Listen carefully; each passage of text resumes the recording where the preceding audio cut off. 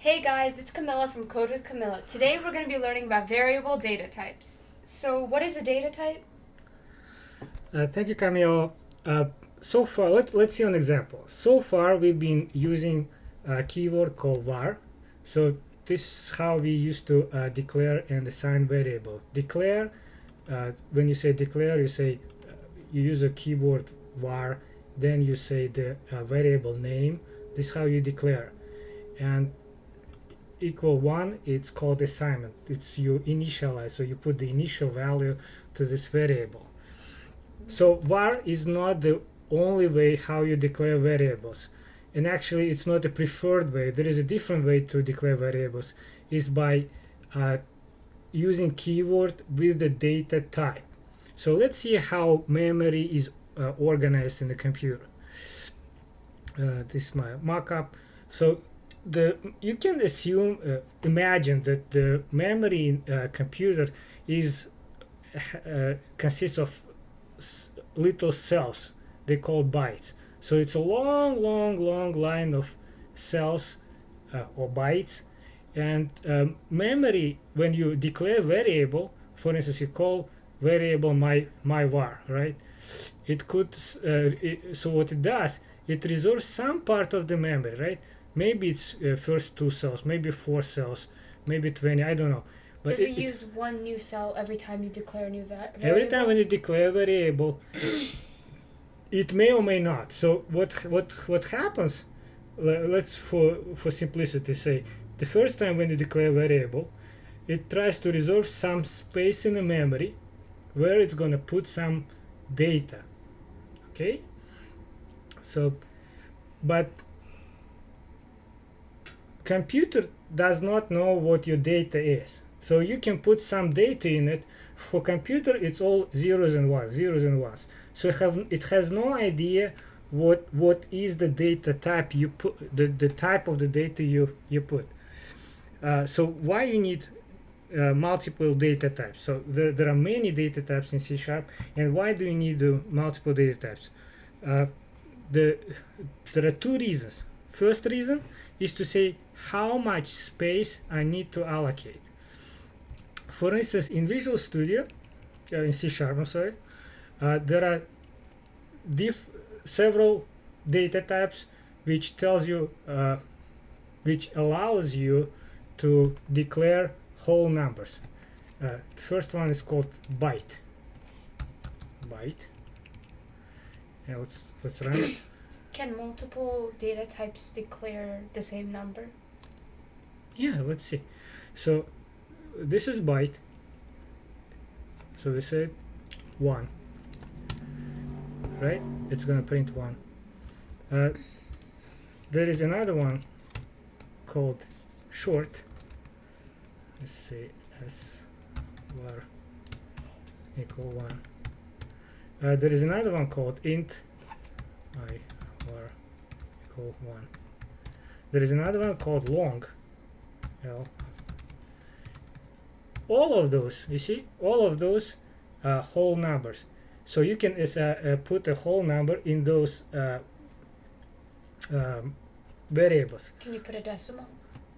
No, only whole numbers. It's 0 or whole numbers, right? So they cannot be decimals. Can it be negative? Depends. Let's do this. Let me try to explain you something. So what's the difference between these 4 variables? Byte, so when you declare byte variable, it only uses 1 cell, 1 byte, and each byte could hold up to 256 values. So your number can be 256? So you can see, so if you declare byte, this is how it's going to look in the memory. If you put value in it, say 1, this is how it's going to look in the memory, right? If you do short, when you declare short, it creates reserves 2 bytes, and you assign, when you assign 1 to this one, to short variable, what computer is going to do? Put 0 here and 1 here. This is 1. Now if you do int is 4 bytes. So if you assign 1 here, what's it gonna do? It's gonna put 0, 3 zeros. 0, 0, and 1. What if you assign a number like 89? 89. So because this byte can hold up to 256, so you can put like 89 here, 89 here, 89 here, 90. But if you want to assign 257, like let's do 256, because the byte can hold from 0 to 255, right? It's 256 values. If you want to do 256, 7. for instance, let's do byte 256. Let's go see what's going to happen. I'm trying to build. It says constant value cannot be converted to a byte. Okay. That's the reason. So it's one of the reasons, right? Mhm. So you say how much memory I want to allow this variable to reserve. When you say 256, it says, well, you know, it doesn't fit in this one. So that's when you go and use short, int, or long? Yes. So you have to, in this case, you say, well, I cannot use byte if I assume that my variable could be bigger than 255. I say, oh, let's try to short, right? What the short is, so if I want to do 256, it's gonna do, what's gonna do? It's gonna do 1 here and 0 here. You understand? Why Well, is it a 0? because imagine this is using decimal system, right? So if in decimal system you can have from 0 to 9. Okay. So you put 9, but if you want to do 10, you do 1,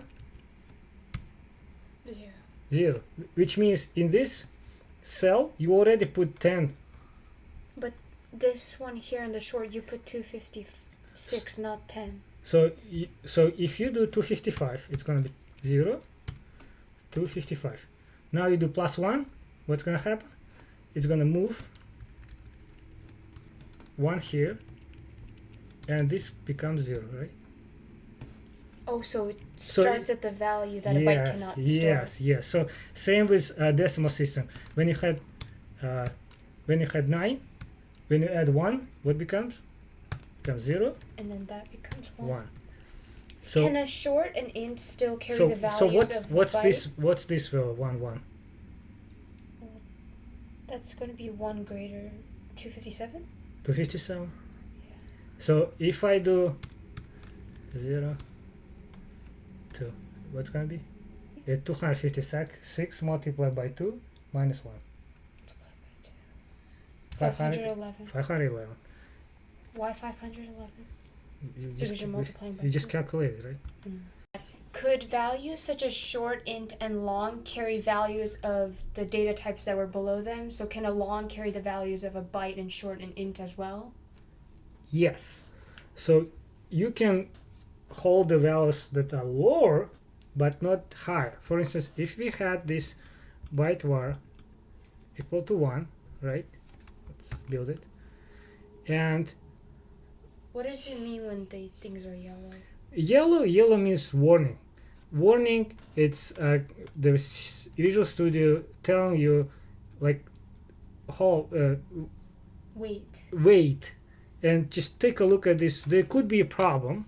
It doesn't say it is a problem. It says there is something, maybe not something that you want to take a look and fix it, but yellow it's okay. In our case it is okay. What's not okay when it's red, it's error. When it's error, it says it's not gonna run this program, so we have to fix it anyway. But yellow, sometimes you may ignore, sometimes you don't want to ignore. In our case we ignore it because we're learning, but normally you will take a look and try to fix warnings as well. So let's see. So we created variable myvar. Now what we want to do, we want to say I want to hold the value of myvar, which is byte. See, Okay. it builds. And I can do SVAR. And this one I can do IVAR. So you're saying here that in the long like data type, you want to hold that value in with other values as well? Yeah, so I can assign a value of a lower data type to a higher, right? So to a bigger one. So I assigned my var to SVAR, which is short. Then I took short assigned to int, and I took int assigned to long. And let's print what's long gonna be. So what you think it's gonna print now? IVAR? LVAR, this one. Yeah, LVAR equals IVAR, doesn't it? Yes, and IVAR is equal. To SVAR, SVAR is equal to MyVAR, MyVAR equal 1. So it's going to print 1. Print one. Let's see.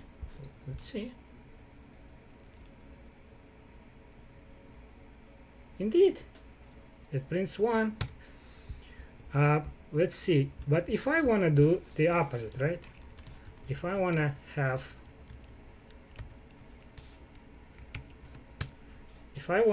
short, SVAR,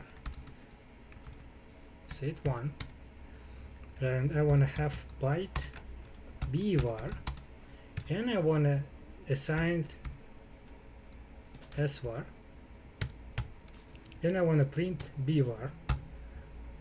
Let's run it. It would still print 1, right? Oh.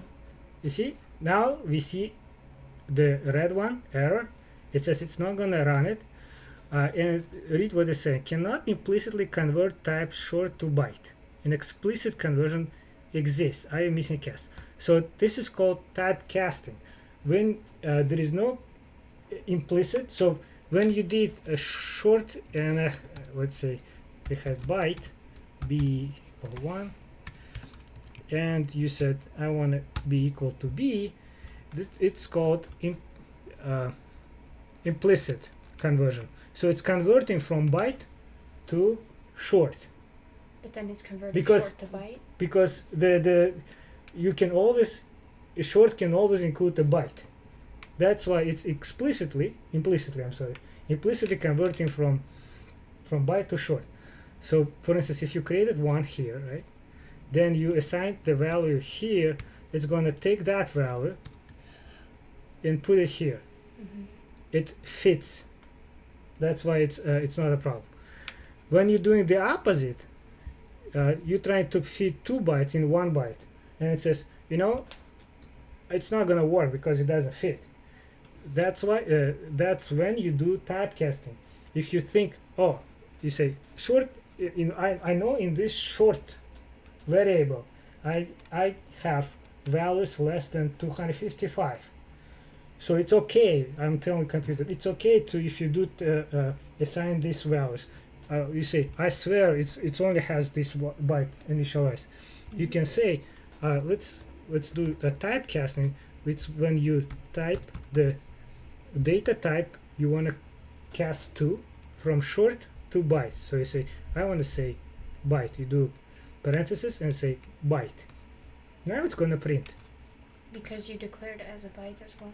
So you say, treat short variable as byte. What it's saying is just read this byte and assign it to here. It says ignore this byte. You Okay. understand? So what's going to print now? It's going to print 1. 1.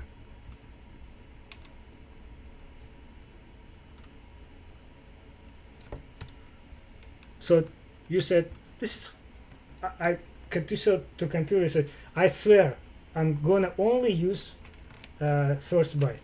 But you could lie, right? You could say, no, let me just put it here 300. Let's say 256. Yes. Computer doesn't know that you lied, right? It's because you said to treat it as a byte. Yes. So what's gonna happen now?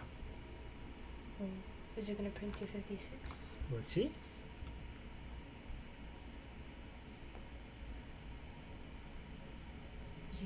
Zero. Why?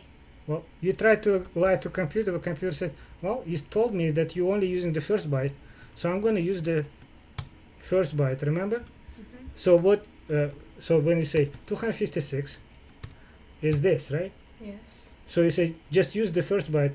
So what it's going to use? It's going to take this 0, copy here. Oh, and make it 0. Yes. So if it was 257, 1 1, right? Uh-huh. What's going to happen? It's going to make it 1. Let's see.